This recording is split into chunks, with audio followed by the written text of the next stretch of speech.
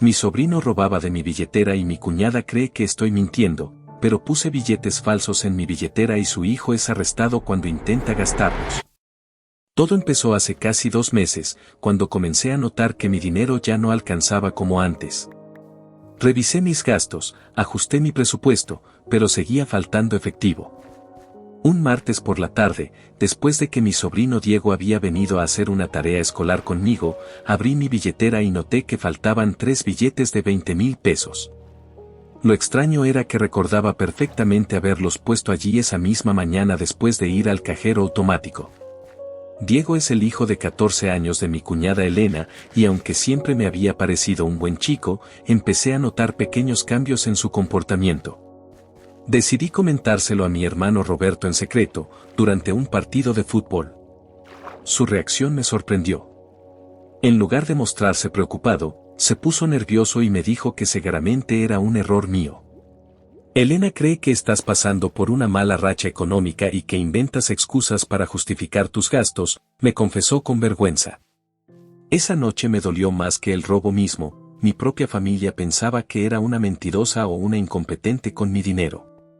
La siguiente semana probé un experimento. Marcé discretamente varios billetes con un pequeño punto con tinta invisible cerca del borde. Los conté cuidadosamente antes de que Diego viniera a visitarme. Cuando se fue, revisé mi billetera inmediatamente. 2 de los billetes marcados habían desaparecido. Al día siguiente, fui a casa de mi hermano para hablar con Elena directamente.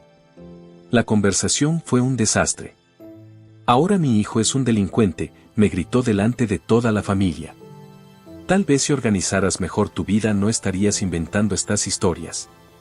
Fue entonces cuando supe que necesitaba una prueba irrefutable. En una papelería del centro compré esos billetes de práctica que usan los cajeros para entrenamiento. Son notablemente similares a los reales, pero tienen impreso en letras visibles este billete no es legal. Los coloqué estratégicamente en mi billetera, mezclados con algún billete verdadero en el compartimento secreto. El plan estaba listo. El viernes siguiente, Diego vino supuestamente a buscar un libro que le había prometido. Dejé mi billetera en la mesa del recibidor junto a las llaves, como suelo hacer. Mientras preparaba un refresco en la cocina, lo vi acercarse a la mesa y deslizar rápidamente 2 billetes falsos en su bolsillo.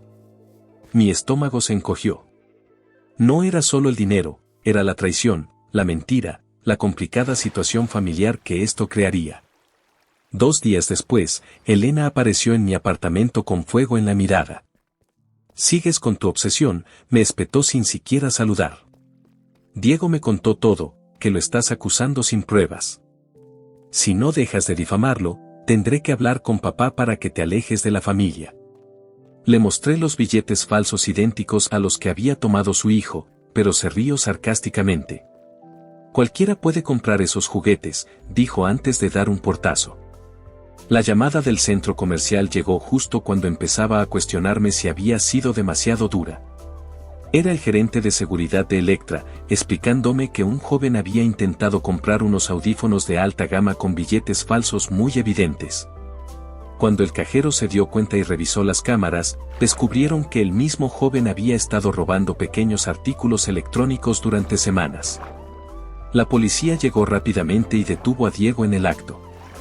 Ahora estoy aquí, en la sala de mi casa, con mi hermano Roberto sentado frente a mí. Su rostro refleja una mezcla de rabia, vergüenza y confusión. «¿Por qué no viniste a mí con esto primero?», pregunta, con la voz cargada de emoción. A través de la puerta entreabierta, puedo ver a Elena hablando con 2 oficiales de policía, sus hombros temblando mientras intenta explicar algo. Diego está en la habitación contigua siendo interrogado por una detective. Escucho fragmentos de la conversación, varias veces, dinero, objetos de valor. Mi sobrino confiesa no solo haberme robado a mí, sino también a otros familiares y hasta a algunos de sus compañeros de clase.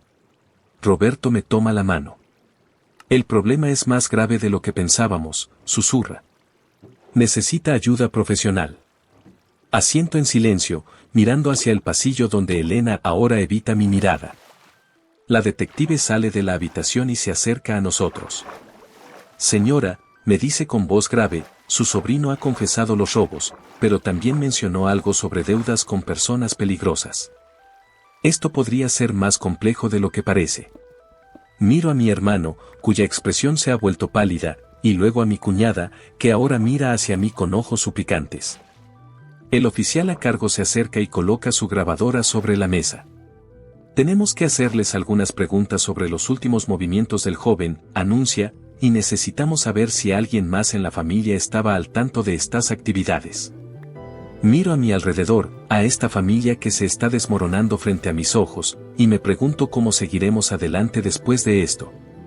Las consecuencias de hoy apenas comienzan, y algo me dice que descubriremos verdades aún más incómodas en los días venideros.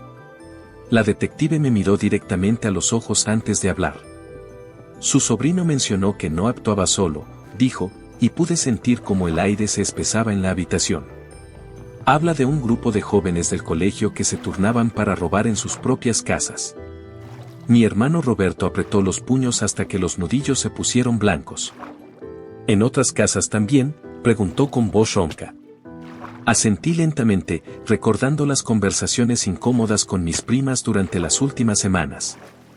Todas habían mencionado dinero desaparecido, objetos de valor que aparecían en lugares extraños, pero nadie quería señalar a nadie.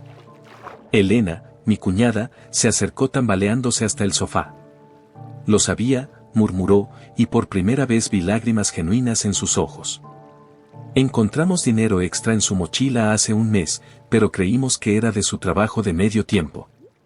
La detective anotó algo en su libreta, y su expresión se volvió más grave con cada palabra que escribía.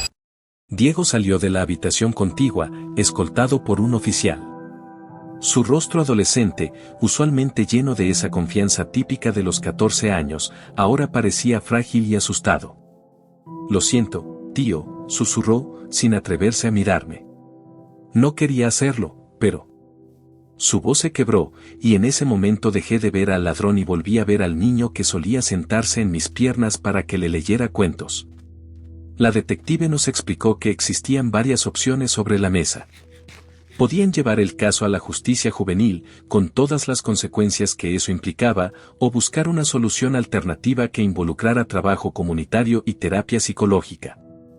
Pero necesito que me digan la verdad completa, enfatizó, mirando especialmente a Diego. ¿Quiénes más están involucrados? El silencio que siguió fue tan pesado que podía sentirlo en mi pecho. Miré a mi hermano, quien tenía la cabeza gacha, y a Elena, que apretaba las manos de su hijo como si temiera que se lo llevaran en ese mismo instante. Finalmente, Diego comenzó a hablar, y los nombres que salieron de su boca nos sorprendieron a todos, primos, vecinos, incluso el hijo del dueño de la tienda donde siempre comprábamos el pan. Mientras la detective continuaba su interrogatorio, me aparté hacia la cocina para preparar café. Mis manos temblaban tanto que casi dejó caer la cafetera. A través de la puerta entreabierta, escuché a Elena decir, ¿y si esto sale en el periódico local? ¿O si lo expulsan del colegio?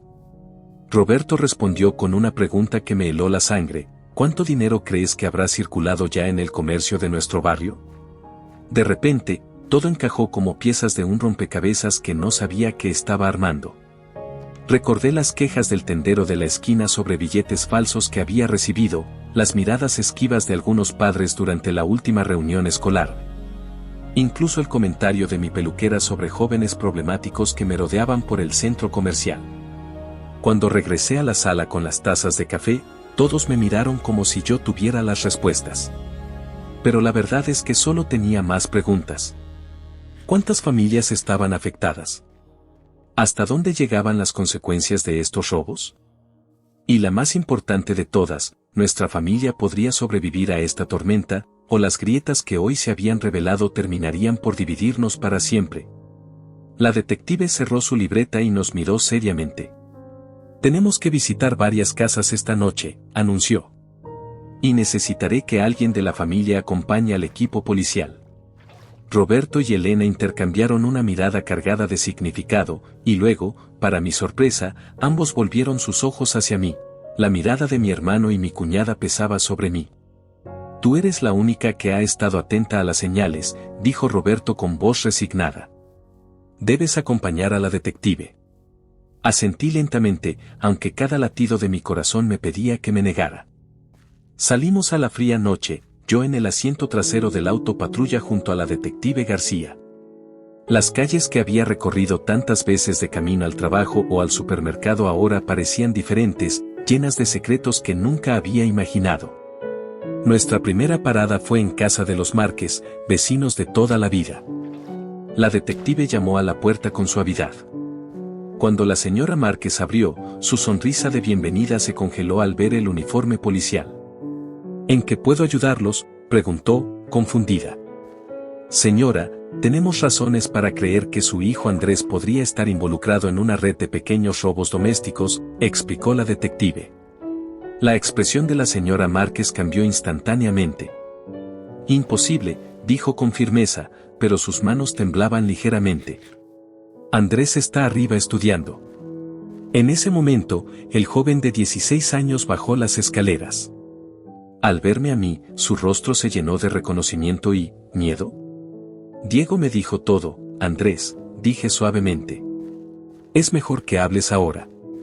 La confesión salió entre lágrimas y titubeos.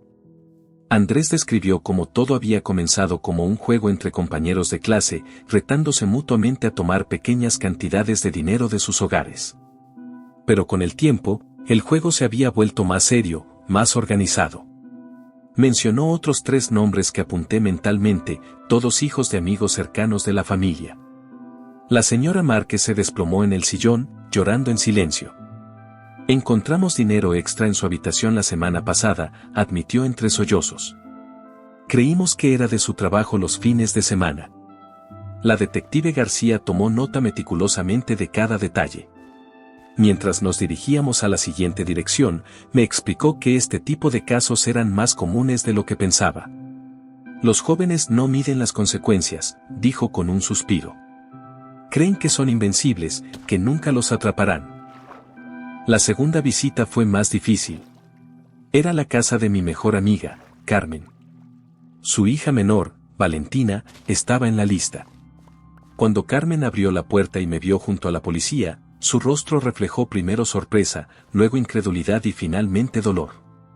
Valentina, preguntó con voz quebrada cuando la detective explicó el motivo de nuestra visita. Pero ella, siempre ha sido una niña tan responsable. La adolescente bajó las escaleras con paso lento, evitando mirarnos a los ojos. Bajo el interrogatorio suave pero firme de la detective, Valentina confesó no solo haber robado dinero de la cartera de su madre, sino también joyas de la abuela que luego vendían entre ellos a precios bajos. Lo hacíamos por emoción, no por necesidad, admitió Valentina, mirando finalmente a su madre. Era, como un deporte. Carmen me miró, y en sus ojos pude ver la misma pregunta que me había estado haciendo a mí misma durante las últimas horas, ¿dónde fallamos como familia? ¿Cómo no nos dimos cuenta de lo que ocurría frente a nuestras narices?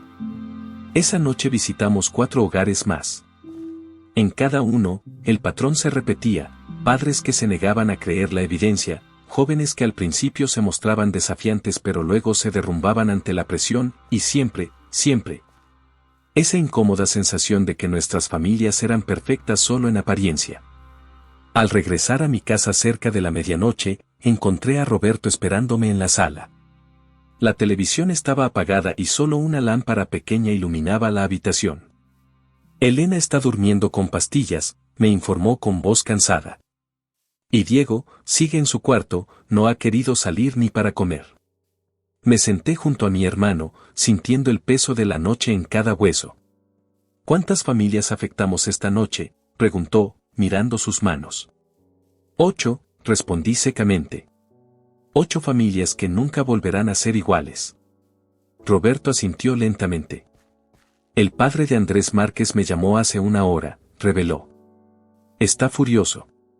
Dice que nosotros somos los responsables por no haber controlado mejor a Diego. Las lágrimas finalmente vinieron, calientes e imparables. Y tal vez tenga razón, susurré. Tal vez si hubiéramos estado más atentos. No, me interrumpió Roberto, tomándome la mano. No podemos cargar con la culpa de las decisiones de otros. Pero sí tenemos la responsabilidad de lo que hagamos a partir de ahora. Al día siguiente, las consecuencias comenzaron a materializarse. Llamadas telefónicas que no paraban, mensajes de texto cargados de reproches y el silencio incómodo de quienes preferían alejarse. La detective García nos citó a una reunión en la estación de policía para mediar entre las familias afectadas. Mientras me preparaba para salir, revisé mi billetera por costumbre. Allí estaban, en el compartimento secreto, los mismos billetes verdaderos que había protegido con mi plan. Pero ahora, mirándolos, me di cuenta de que había algo mucho más valioso que había perdido en todo este asunto: la confianza entre nosotros, la sensación de seguridad en nuestro propio hogar, la fe en que conocíamos a quienes más amábamos.